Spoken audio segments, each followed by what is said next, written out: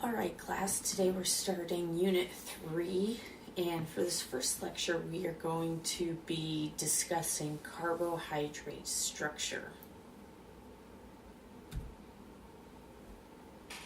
So why are we concerned about carbohydrates?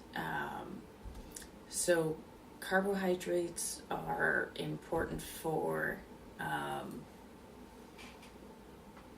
energy. So they provide the bulk of the calories for most herbivores and omnivores. So our herbivores and our omnivores here. Now, obviously our obligate carnivores, the majority of their energy is coming from protein and fat, but they still have a carbohydrate requirement because we have some tissues that have absolute requirements for glucose. And this is mainly if we think about the central nervous system. So tissues like our brain,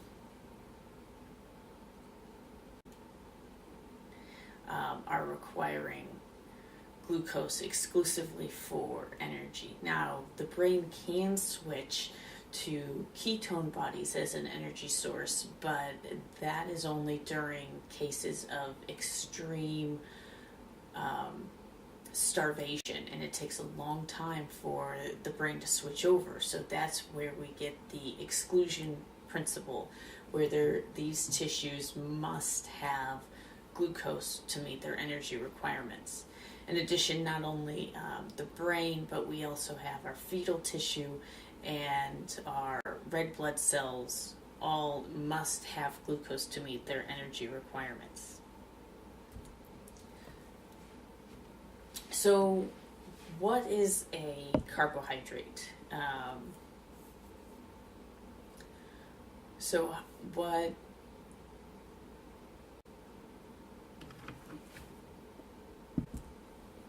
So what is a carbohydrate? So a carbohydrate is a polyhydroxyl aldehyde or ketone. It is composed of carbons, hydrogens, and oxygens. And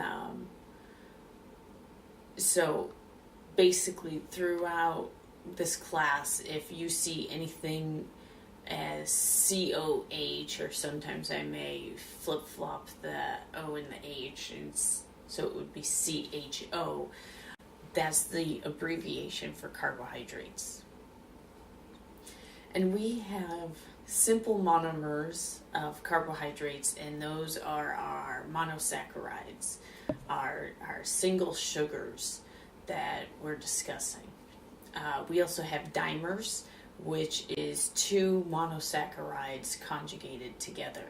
And then we have polymers, which are polysaccharides, also referred to as oligosaccharides, meaning that there's more than two monosaccharides conjugated together. And the name of carbohydrates were actually derived from early scientists, chemists specifically, that considered them to be hydrated carbons. So what is the functional unit of carbohydrates? Carbohydrates, these monosaccharides, they have both aldehydes and ketones, depending on which monosaccharide you're discussing. There is a carbonyl group where we have a carbon double bonded to an oxygen, and then since we have the double bonded oxygen, our carbon has room for two more atoms.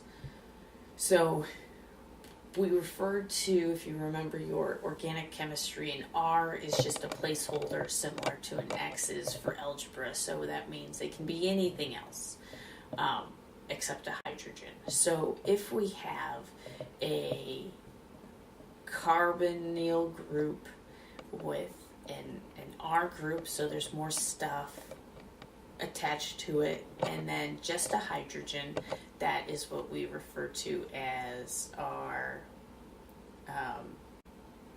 that is what we refer to as our aldehydes. Where if we have two R groups, 1, 2, that is our ketones. So you would notice that with the ketones, the carbonyl group is not, and I stress not, make sure you know that the main difference is going to be ketones. The carbonyl group is not at the end of the carbon. Compare that to aldehydes, where the carbonyl group is at the end of the carbon chain.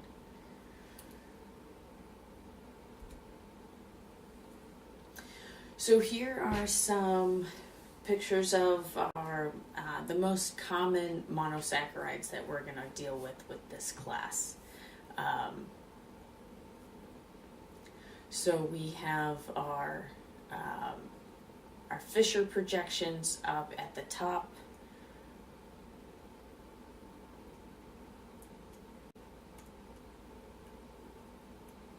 And then we have our Haworth down here on the bottom. So you can see the difference between the Fisher and the Haworth, and we'll talk about that a little bit more.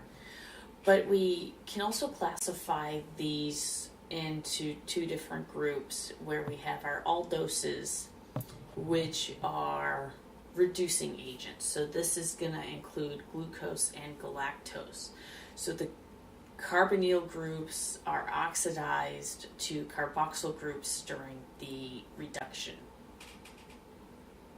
And then we have our ketoses, and these are non-reducing agents, which is fructose. Fructose is a non-reducing sugar, and basically that they're non-reducing sugars because if we were to utilize them as a reducing agent, the oxidation of the carbonyl group requires the carbon chain to actually be cleaved, so they're just not good for being a reducing agent. So we have different types of carbohydrates. We have our simple sugars, which are our monosaccharides. This includes glucose, fructose, galactose. Those are the main three that you have to know for this class. And they can have either 5 or 6 carbons. And next we have our disaccharides, and those have 2 monosaccharides conjugated together. So the most common one that the majority of us are thinking about is sucrose, which is table sugar, which is a glucose and a fructose. And then our polysaccharides are anything greater than 2 monosaccharides. This includes starches, which are chains of glucose in a alpha 1,4 bond. We also have our fiber is a carbohydrate, and the most prominent fiber that's in the world, the most prominent carbohydrate in the world is actually cellulose, and this is glucose chains in a beta 1,4 bond. So you definitely have to know for this class this alpha 1,4 and beta 1,4 and which one is what. So we have alpha 1,4 and we have beta 1,4 bonds. And then we also have complex carbohydrates. So when we have a carbohydrate that's conjugated to a peptide, we are going to have it be a glycoprotein. And then if it's conjugated to a fatty acid, we refer to that as a glycolipid. So we're going to discuss a little bit more about the general carbohydrate chemistry. So as I mentioned earlier, when we have this linear depiction of sugars, though it is referred to as a Fischer projection. So this is one of the ways in which we can model monosaccharides. And so it's the two-dimensional way. And we also have two different isomers of glucose that can occur. So all the majority of the natural glucose is all in the D-glucose form. So we have here our D-glucose, and basically you could see that the main way in which we have our glucose changing is at this hydroxyl group, where is it located, and I would compare that to our L-glucose, where the hydroxyl group has changed. So you can see that these are mirroring each other. Now, L-glucose is rarely found in nature, so when we are synthesizing glucose in a lab, that's where we have discovered this isomer of L-glucose. So really, you're not going to find it. Now, you can still utilize it as a sugar, but it's just not naturally found. So glucose and really all your monosaccharides are rarely in a linear depiction as shown through the Fischer projection. So another way to show the 3D projections is the Haworth projection. So here you can see a pyranose ring, which means that there are 6 carbons. A furanose ring is 5 carbons. So you definitely need to know for the exam, pyranose ring, how many carbons are in it versus a furanose ring and how many carbons are in that.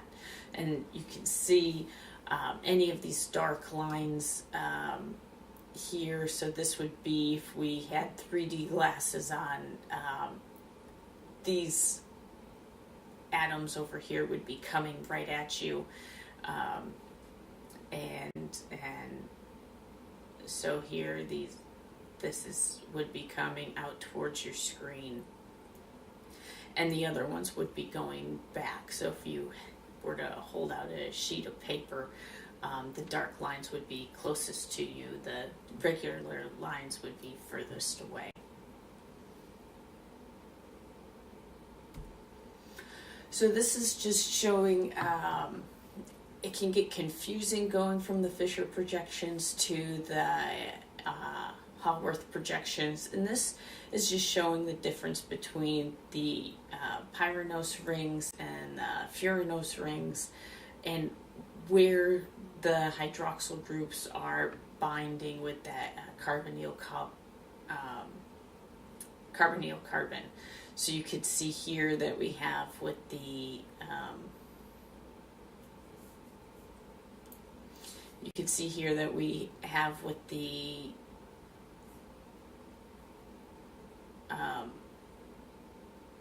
glucose, this hydroxyl group here is going up and binding with that first carbon. So that ends up being, this portion is from the hydroxyl group, and then this is that oxygen. Similarly, if we were to look down at fructose, here we have the hydroxyl group. It comes up and binds, so this is that portion, that oxygen, and then here we have the double bonded oxygen now becomes a hydroxyl group. So what are the bonds for carbohydrate chemistry? So when we are bringing carbohydrates together, that actually forms a glycosidic bond. And there are 2 types. There's an alpha and a beta. So as before I said with um, the difference between starch and fiber is this alpha 1,4, beta 1,4. So those different types are actually what is affecting the availability of the carbohydrate to the animal for digestion and metabolism. So starch is made up of alpha 1,4. So it is made up of alpha 1,4 bonds and are highly available for mammalian enzyme degradation. So that's going to be our amylase and our maltase, easy for us to break down. Contrast that to the beta 1,4 bonds. So those are not available for most vertebrate animals to break down. So therefore we require the microbes to assist us. So if we were to look at the carbohydrate bonds, here's some pictures just showing the difference. So we have these, the alpha 1,4, so the carbon 1 hydroxyl group of one sugar is on the same plane as the carbon 6 of the other. So here we draw it like that. So we have the oxygen going down, indicating that if we were holding this out on a piece of paper with our 3D model, they would both be down. So that is our alpha 1,4 bond.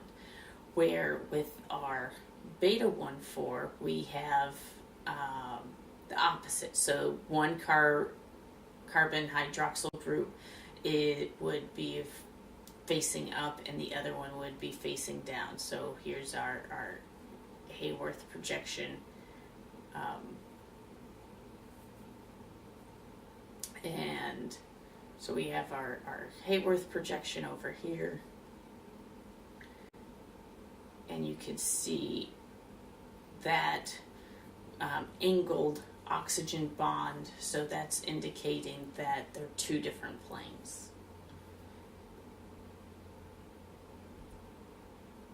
So this is another picture just showing what's going on. So we have our alpha 1,4 bond.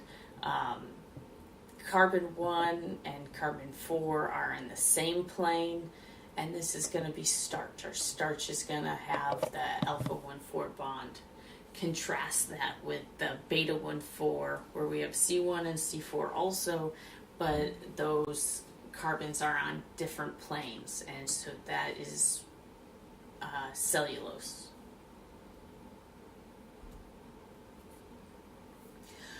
So when we break carbohydrates down, we actually are adding a water to that glycosidic bond. So the degradation of glycosidic bonds involves the addition of a water, which is referred to as hydrolysis. So know for the exam that hydrolysis is the addition of water to a bond site.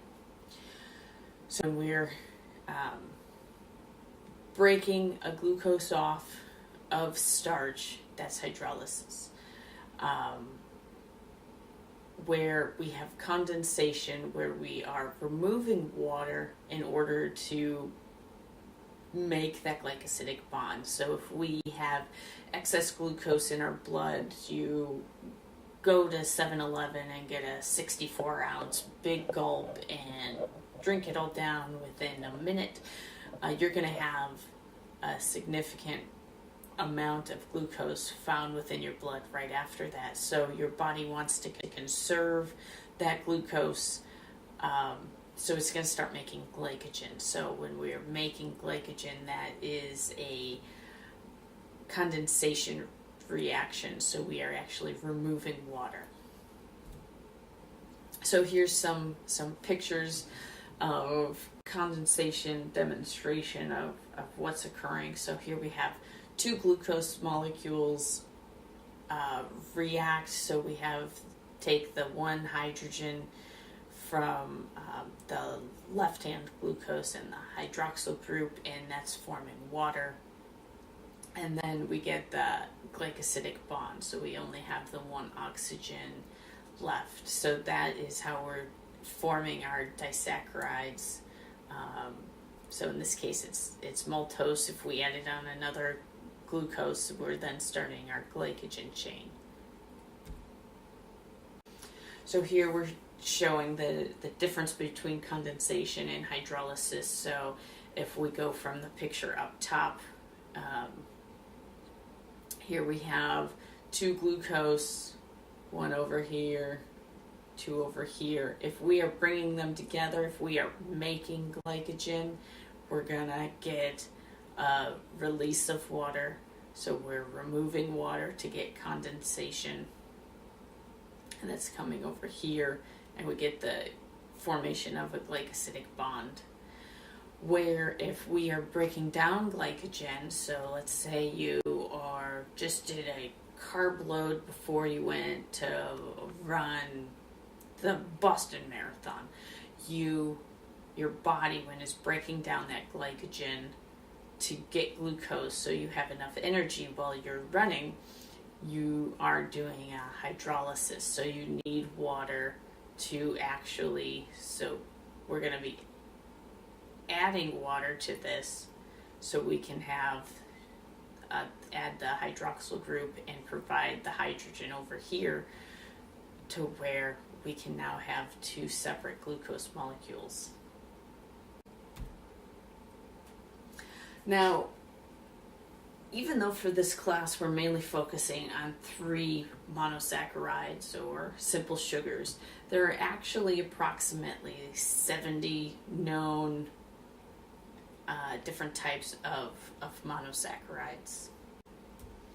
So you by no means have to know this information, but this is just some of the natural monosaccharides that are found in nature. So we're mainly going to focus on glucose, galactose, and fructose, but you can see ribose is in there, which is necessary for many different reactions, but just showing the differences between the two, or the different types of monosaccharides.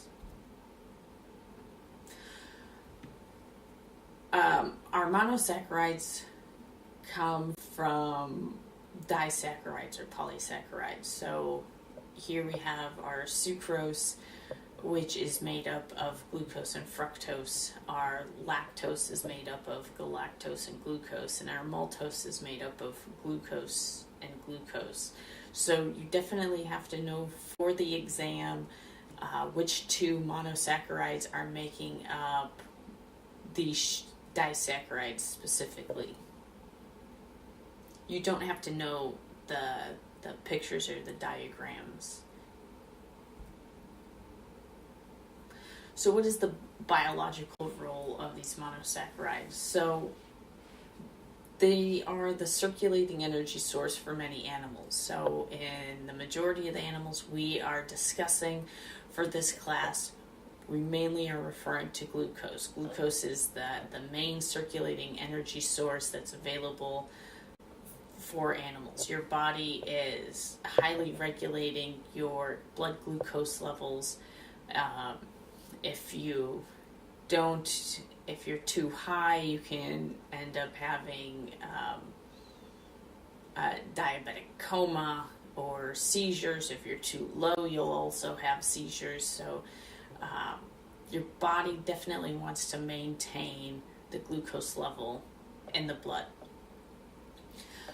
And it also, thinking as a nutritionist, it also alters the palatability of food or feed. So if you think of children, for instance, you want to get them to eat oatmeal in the morning because oatmeal's good for them. They are not going to touch oatmeal by itself. So what do? You add a little sugar, brown sugar, maybe some apple slices to sweeten it up. It makes it more palatable. They're more likely to eat that if you're adding sugar.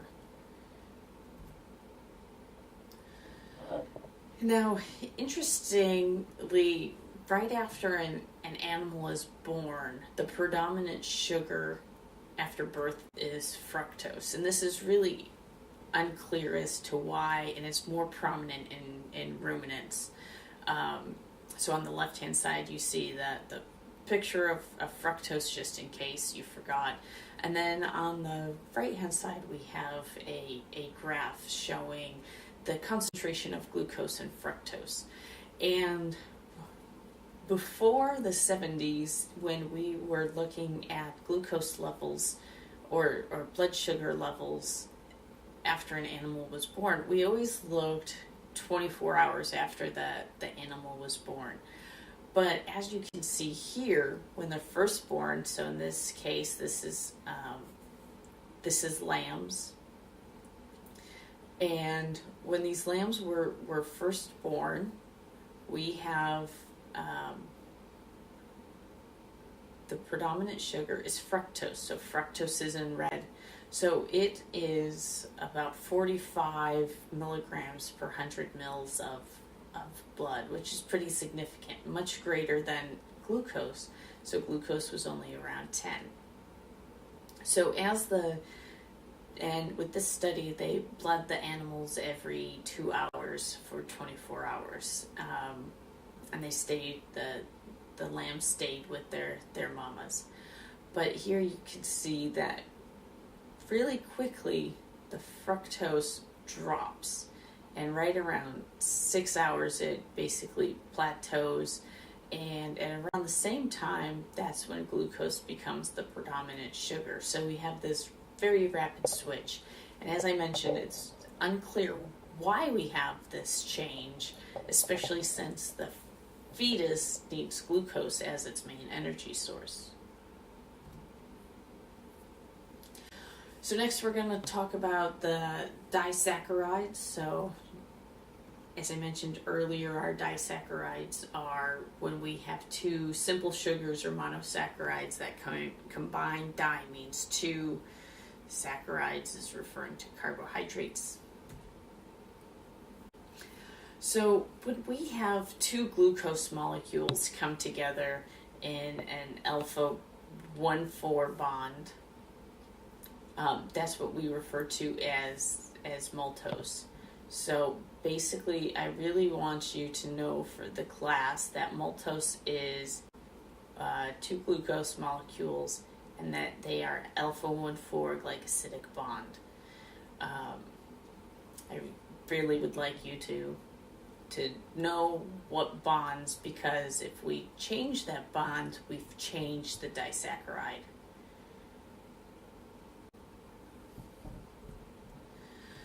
Next we have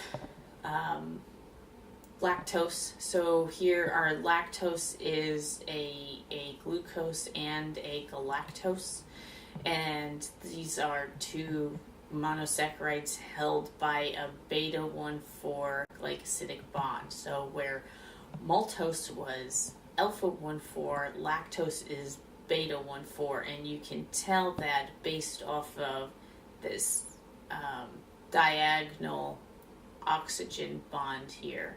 So that is indicating that it's beta. So I want you to know lactose is a glucose and a galactose, and it's a beta 1,4 glycosidic bond. And our sucrose, this is our table sugar. So sucrose is a 1 glucose plus 1 fructose, and they are held together by an alpha 1,2 glycosidic bond. I would also like to mention that since fructose is a non-reducing sugar, and it's an this bond is an alpha 1,2, that sucrose is non-reducing.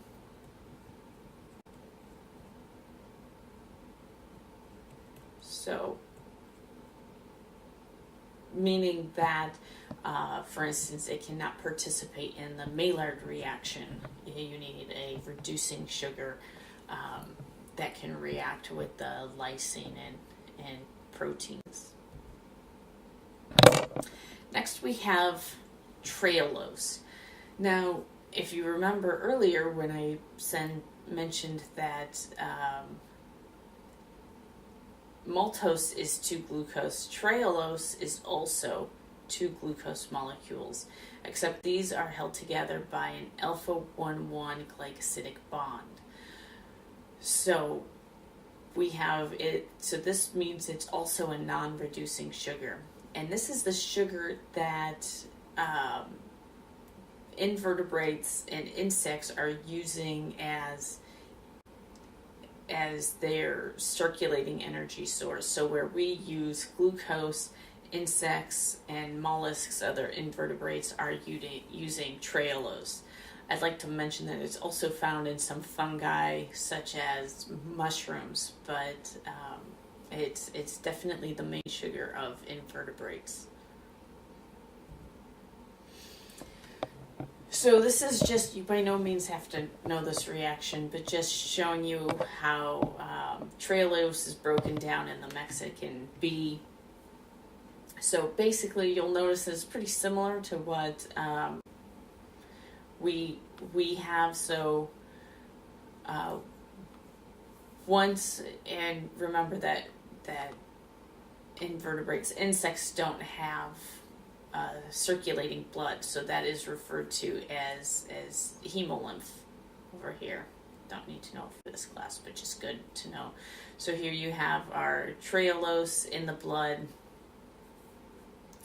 and it is then brought into the cell and broken down by trehalase, so that is supposed to be over there. Trehalase is the enzyme that is breaking down trehalose to glucose, so it's breaking that alpha-1,1 bond. And then once we have that glucose, it's then able to go through glycolysis and then end up going through the TCA cycle. So it's not just insects that have trehalase to break down to get glucose within the cells. We also have trehalase. So if you remember from one of the previous lectures when I said that there are disaccharides found within the enterocytes, trehalase was one of the ones that was listed. So we have it, trehalase is found within our intestinal tract, and it's also found within our kidney. So our GI tract, we're breaking down trehalose to get glucose, and in our kidney, if we happen to have any trehalose that goes through, gets into our blood, our kidneys can then cleave that and yield single glucose molecules. So this is just showing some of the monosaccharides that are found in blood or hemolymph. So you can see that for the majority of the animals we have, for all mammals we have glucose. For birds it's glucose. Now the octopi or octopus, even though they are the invertebrate, glucose is still the main circulating sugar. However, if you look at a locust, they have trace amounts of glucose found in their hemolymph, but the majority of their circulating carbohydrates is going to be in the form of trehalose. You by no means have to know these numbers at all. Now, depending on the sugar, we have various relative sweetness that is found. So basically, in our reference is sucrose here. So our regular table sugar has a relative sweetness of 100. So I want you to know for the exam that sucrose is our reference sugar for sweetness, and we have it at a level of 100. Now, we also have, if you were to consume just pure glucose, that has a relative sweetness value of 74.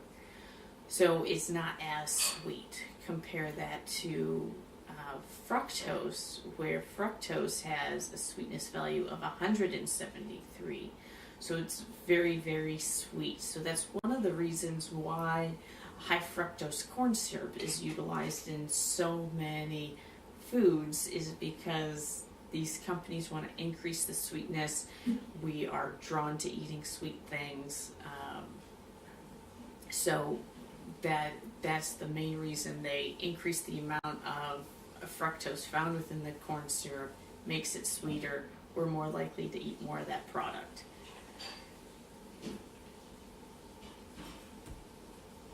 Okay, next we're going to discuss some of our polysaccharides. So our polysaccharides are long chain polymers of monosaccharides. And there are differences in polysaccharides based off of what the composition of the polysaccharides. So we can have different monosaccharides that are making up the polysaccharide. And in addition, it depends on the extent of the branching and what type of bonds that they have. So all of that is determining what type of polysaccharide it is. Now, for the most part, we've mainly talked about starch when we talk about polysaccharides or referring to carbohydrates. But there also is glycogen, so this is animal starch. And as I mentioned before, when you do your carb loading before you go and run a marathon, that is what we're doing. We're trying to get more glycogen stored within our muscle and liver so we are able to have plenty of energy and don't get too fatigued while we're running that long distance. And glycogen is very highly branched and it's very compact, and it is the most branched form of starch.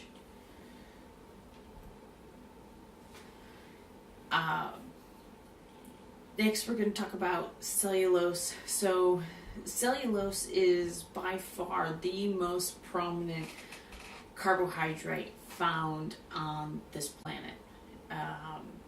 All the plants utilize cellulose. This is what's making up the cell wall.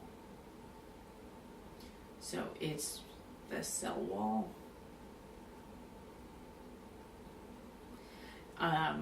You can see here we have our glucose, but we have these beta bonds right here. So they're glucose polymers connected by a beta 1,4 glycosidic bonds.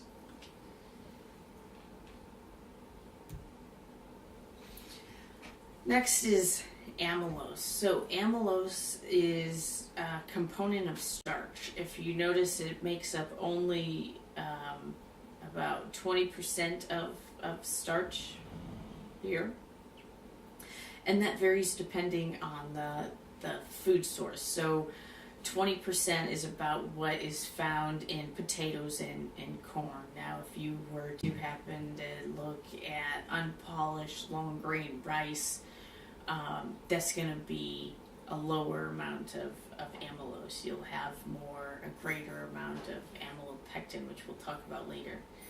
But these are composed of glucose polymers connected by an alpha 1,4 bond, and they are straight chains.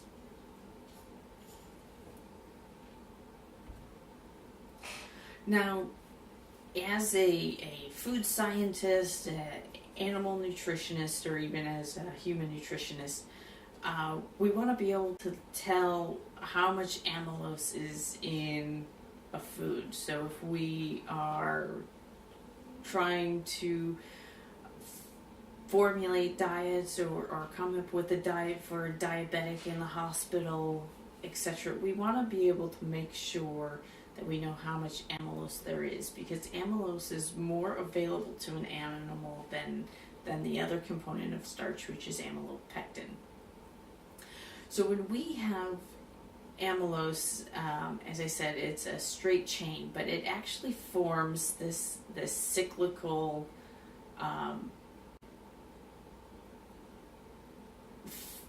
structure. So especially if you put it in water, when it's in an aqueous solution, we have this cyclical structure that forms. So it just kind of makes this like slinky type form. And when we add iodine into this aqueous solution of of amylose, that iodine atom can fit very nicely within the inside of that cylinder of amylose. And when that occurs, we get a color change. And so we go from this brown color. If you've ever had surgery or seen surgery, they'll put betadine, which is iodine, and is that brown color to scrub the incision. And so it goes from that to being this very dark blue, almost black looking color.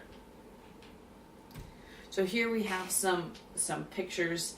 I have a starch scale that came for Granny Smith apples that came from UC Davis. And basically this is determining how much amylose is available as the fruit ripens. So as the fruit ripens, it ends up releasing beta amylase, and so therefore they get more amylose produced. So you can see here with a level 6, so this is an unripe apple. This is not going to be very sweet. So let's say it's picked in July, August, it's probably going to be a little more bitter, undesirable. Where if we go and as all the apples are falling off the tree, we're going to have a value of 0. So look at how dark these Granny Smith apples get. They almost look black. Compared that to when they are unripe. So for all you food scientists out there, this iodine test is one way that you can determine that. Here on the upper right hand side, we have some corn grain that we treated with iodine. And you could see all this black looking goo, so that's showing that corn has a lot of amylose within it.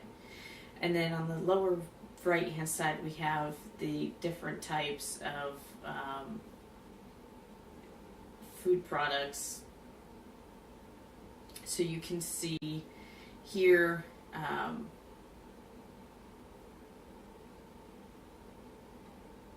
here we have our drop of iodine by itself, so it's that brown color. If you take a drop of iodine and you put it on cheese, cheese doesn't have any starch or amylose in it, so it stays brown. If we look at a bell pepper, which does not have very much amylose in it, it also stays brown. Compare that to a tortilla, where all of a sudden that turns a dark blue, black dot, and also our bread, we have that dark blue spot, which is indicating that there is amylose present. So what's the other component of starch? That's referred to as amylopectin. So amylopectin is the highly branched portion of starch. So here we have this component. This would be our amylose. And then we get to this. Instead of having an alpha-1,4 bond, we have an alpha-1,6 bond that occurs here. So that is what we refer to as amylopectin. So it's very highly branched, and it is this alpha-1,6 glycosidic bond. And it branches depending on which plant species you are working with. It branches every 24 to 36 glucose units. Very important to know. I want you to know how many glucose units in the amylopectin is alpha-1,6. Now, if we do the math, amylose makes up about 20% starch, so therefore amylopectin makes up 80%. So be able to do on the exam a little bit of quick math in your head. It's not specifically written on the slides, but if I have a true-false, amylopectin is 20% of starch. Don't let your mind fool with you. You have to know that amylopectin is 80 because amylose is 20. Now, having this highly branched form of starch can be quite difficult for most animals. So, our amylase that we have that's released from our stomach and not our stomach, our saliva and our pancreas it's an alpha amylase, and it's able to cleave the alpha 1,4 glycosidic bonds, and it does that fine. However, once it reaches an alpha 1,6, it's unable to continue breaking. And the way the amylase works is that it actually goes into the middle of the starch molecule, and it binds 5 glucose units, and it cleaves in between the third and the fourth one. So you get smaller polysaccharides and maltose formed.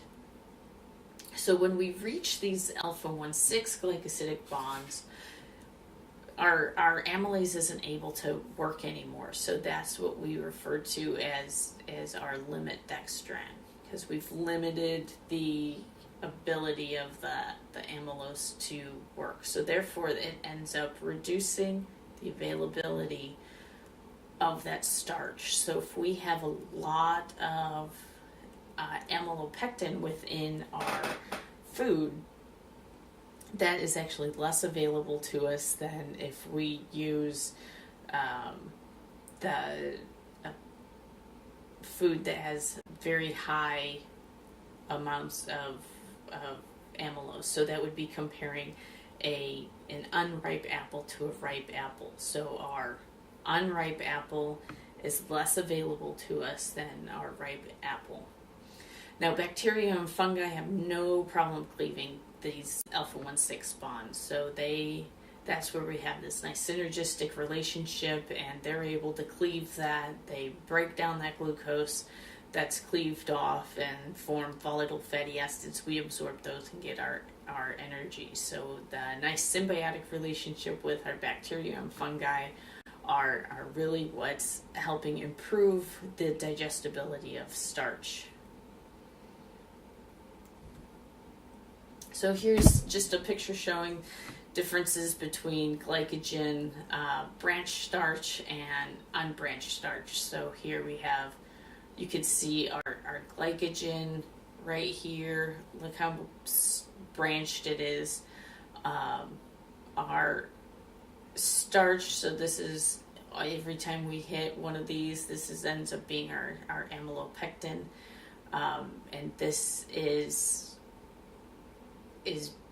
branching every 24 to 30 glucose units. Our glycogen is every 8 to 12 units. And then we have our unbranched, so this is our amylose, and we can utilize that all day long. No problems digesting that, so there's no branches on amylose. So what about these complex carbohydrates that I mentioned earlier? So basically, as I said, our complex carbohydrates are when we have a carbohydrate bound to either a protein or a lipid. And they're important for cell membrane structures, for signaling. There are many things that they are involved in. So we have our glycoproteins. So this is our carbohydrate bound to a protein, and these include antibodies. So antibodies have some carbohydrates bound to them. Our MHC, major histocompatibility complex, so that's also part of the immune system, that's telling your immune system if a cell is you or not you. Our zona pellucida, found on our oocyte. Our hormones, so our hormones including FSH, follicle stimulating hormone, LH, luteinizing hormone, thyroid stimulating hormone, and HCG are all glycoproteins. We also have glycolipids. Some examples include ceramides and glycosphingolipids. So you by no means have to know or these structures, but this is just kind of showing you how our carbohydrates are binding to various glycolipids, glycoproteins. Actually, these are all glycolipids. So we've talked about glycogen and starch. So what is fiber? So fiber is the component of our carbohydrates that we are unable to digest. We do not have the enzymes that can break it down. And our fiber can be classified into two different groups. We have our soluble fiber and our non-soluble fiber or insoluble fiber. So our soluble fiber is able to dissolve in water, and when it does this, it forms a gel or colloid. This includes pectin, galactomannan or guar gum, beta-glucans, and some hemicellulose. So it really depends on which plant the hemicellulose is coming from. So hemicellulose can be soluble fiber. It can also be insoluble fiber depending on where it came from. So if you happen to ever had the opportunity to drink Metamucil, for instance, maybe you have an elderly person that is trying to keep themselves regular. So Metamucil is soluble fiber. So, and if you've ever had the delight of taking Metamucil, you will know that it is quite interesting. Basically, you want to drink it as fast as possible because you do have this gel that forms. So it can be quite difficult to actually force yourself to drink it all. Next we have our non-soluble fiber. So this does not dissolve in water, but it does hydrate. So this is mainly our cellulose and some of our hemicellulose. So here's showing some pectin. And pectin is found in the cell walls of fruits and fleshy roots. And it has recurring units of galactouronic acid and uronic acid, and this forms that colloidal solution or that gel solution, which makes it oh so pleasant to consume. I would suggest just increasing the amount of green leafy vegetables and fruit if you want to increase your fiber over taking Metamucil. Lignin. Lignin is classified as a non-carbohydrate fiber. So if there's a true-false question on the exam saying lignin is a fiber or lignin is a carbohydrate fiber, that would be false. It's a non-carbohydrate fiber. Basically, as a plant matures, it ends up replacing the cellulose, which is not very strong if you're thinking of trying to get a tree to grow. The cellulose isn't providing enough structure to get that tree to grow very high. So as the plant gets older, it ends up replacing the cellulose with lignin. So you have insoluble fiber embedded within the lignin to improve the plant structure. And as you can see here from this picture, it's a very complex structure. So there are many components to it. And this structure varies depending on the type of plant that it comes from. So lignin is not the same across all plant varieties. It varies depending on the plant. And so that makes it also more difficult for us to determine or to evolve and have ligninase that can break it down. And because you have these benzene rings and methoxy groups, that's what's really limiting the digestibility. We have only some fungi that can digest it, specifically the white rot fungi. Um, so know that is an example, so that can break everything down.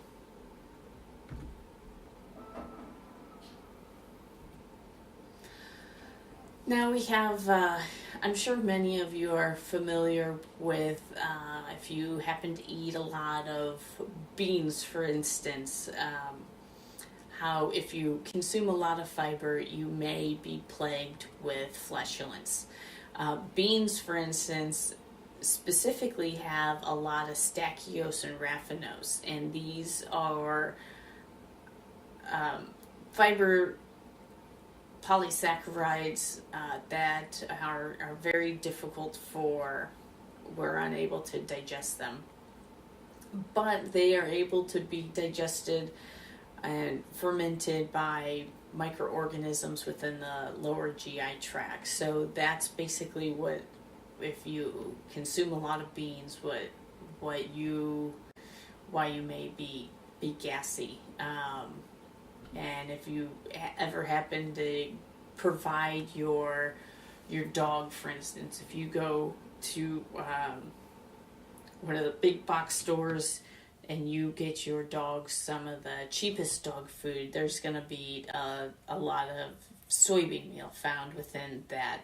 And with the soybean meal, although it's a great protein source, you're going to have a lot of stachyose and raffinose. And depending on the dog, that may cause major flatulence problems. So one of the main reasons why dogs fed poor food, they end up being more gassy, and that is unpleasant to the owner and anybody that happens to be in the room as the dog.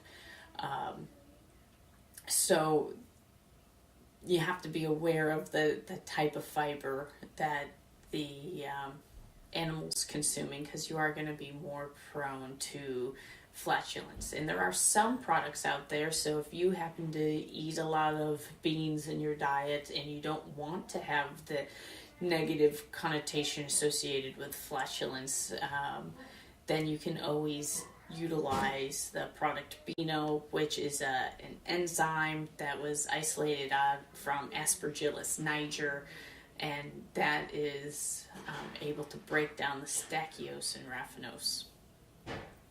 And that is all that I have for this first lecture. If you have any questions, feel free